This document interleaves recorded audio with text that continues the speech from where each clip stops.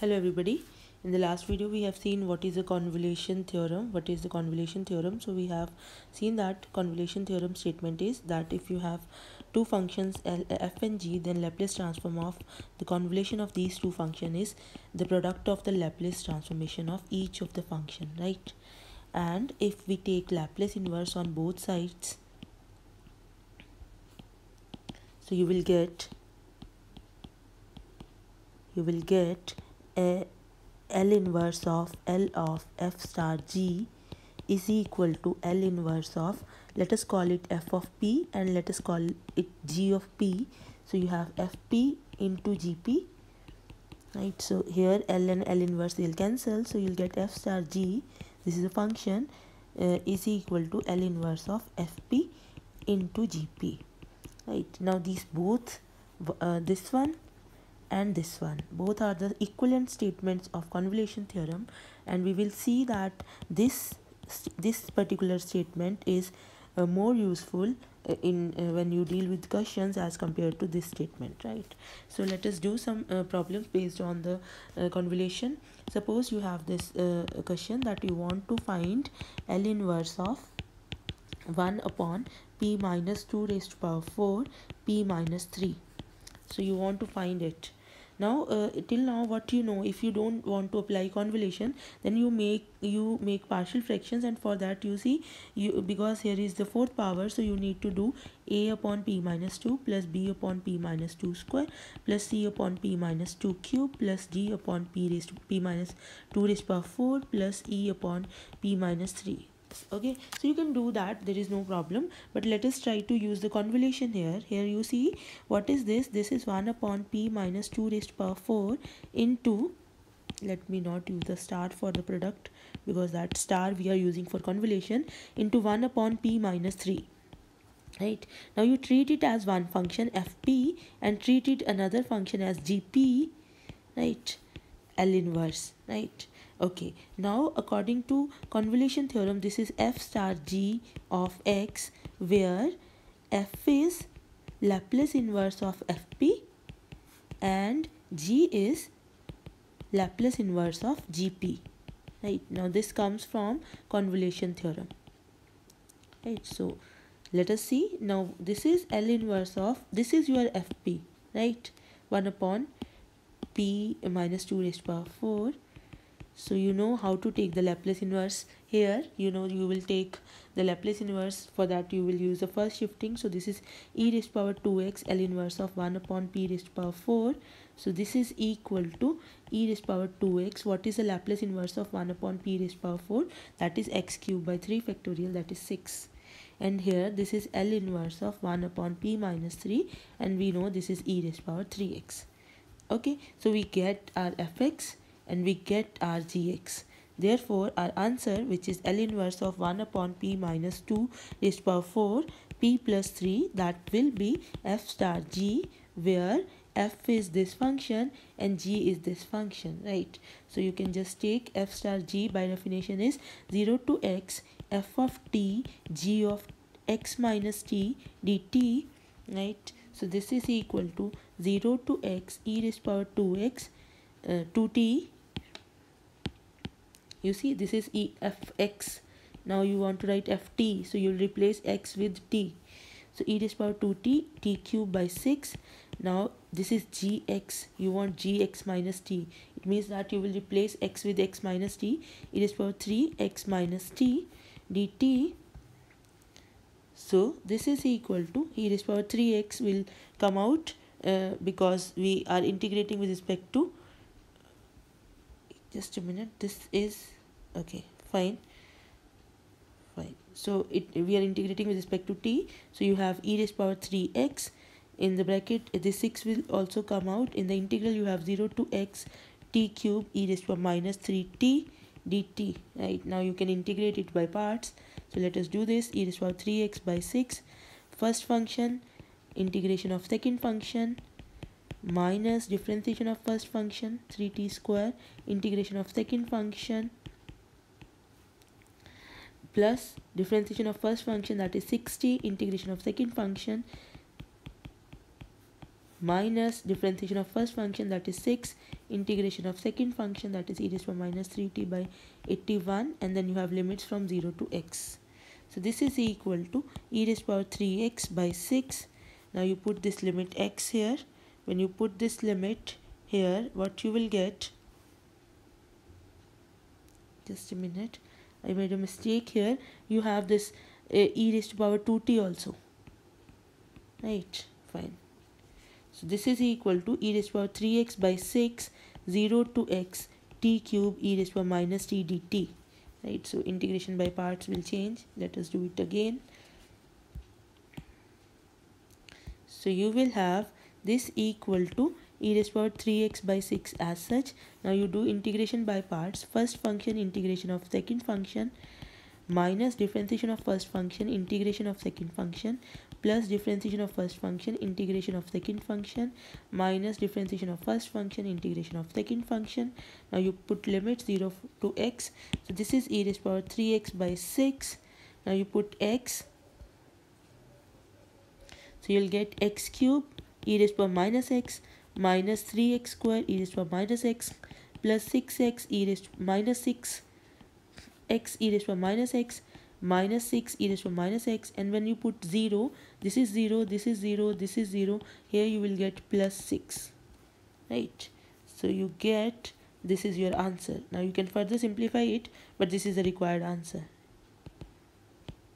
right? So this is how you can proceed using the convolution finding the inverse. Let us do one more example. Although this is quite simple, but I just want to do some problems so that you have an idea. Suppose you have this question: find L inverse of 1 upon p square plus 16 by using convolution theorem,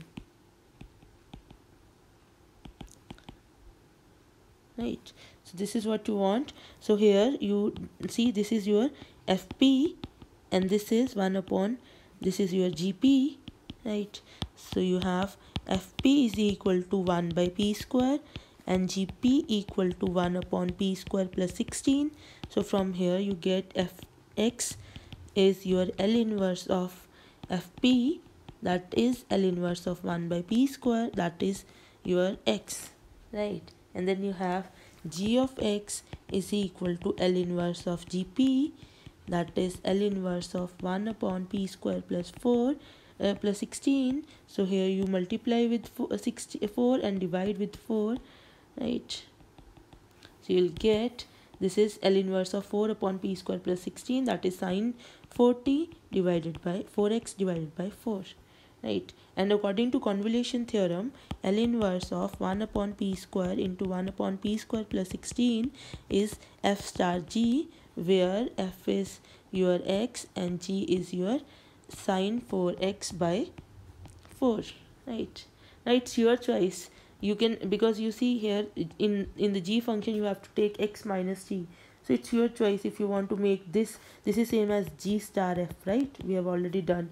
So that will be easier. So we can do this like this. So this is 0 to x g of t f of x minus t dt. So this is equal to 0 to x, g of x is sine 4x by 4, f of x minus t is x minus t dt. You want to integrate with respect to t. So this, here it is t, gt, right? So this will be, in the first term you will have x outside, 0 x by 4 outside, 0 to x sine 4t dt. And in the second you will have 1 by 4 outside, 0 to x t sine 4t dt. Right, here you integrate, you'll get minus cos 4t upon 4, 0 to x minus 1 by 4. Here you integrate by parts.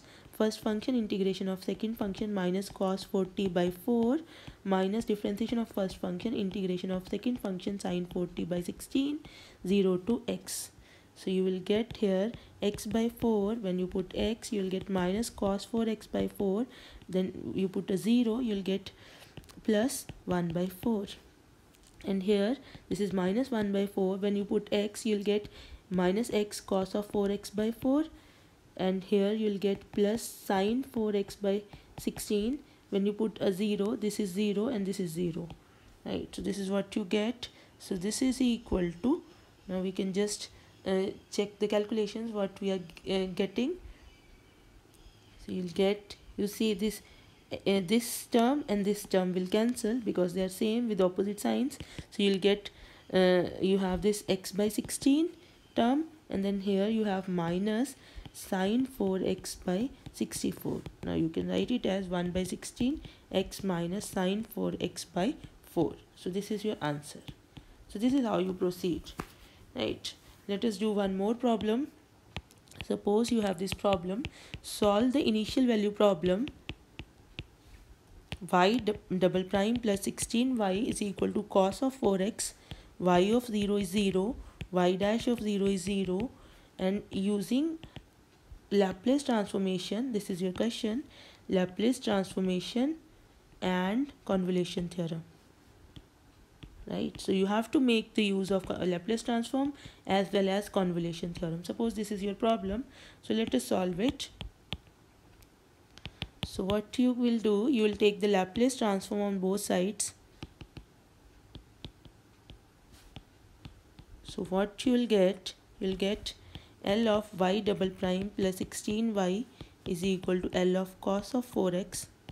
Right, now this is equal to p square L of y minus p y of 0 minus y dash 0. Right, this formula we already know.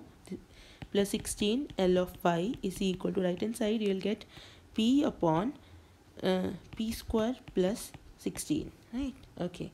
Now this is given to be 0, this is given to be 0, so you get p square plus 16, right, equal to into L of y equal to p upon p square plus 16. So you get L of y is equal to 1 upon p square plus 16 into p upon p plus 16, p square plus 16. Now you want to compute y, so for that you have to take Laplace inverse on both sides. So what you'll get y is equal to L inverse of 1 upon p square plus 16, 1 p upon p square plus 16. Now you will use the convolution theorem. You treat it as fp, treat it as gp. So this is equal to, by convolution theorem, f star g, by convolution theorem, right, where f is L inverse of 1 upon p square plus 16, which is equal to sine 4t by 4, right, and your g is L inverse of, see, it doesn't matter, you make it f for g because this convolution is commutative anyway, p upon p square plus 16, so this is your cos 4t. Right, so this is what you get. So now you can do this f star g thing. So now we want f star g, that is equal to 0 to x ft g of x minus t dt. So this is 0 to x, ft is your sine 4t by 4 and gt is your cos 4 x minus t dt. Right, and you have this, you have to integrate it.